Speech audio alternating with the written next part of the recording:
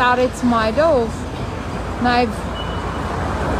Լիլիթի կարիքը ունի, որովհետև նրանք միասին են ապրում, տարեց մայրը ամբողջ գիշեր անցկացրել է ոստիկանություն, քննչական կոմիտե, հիվանդանոց, դատարան, էլի ոստիկանություն, հետո տուն, հետո ինչ-որ հիգիենայի պարագաների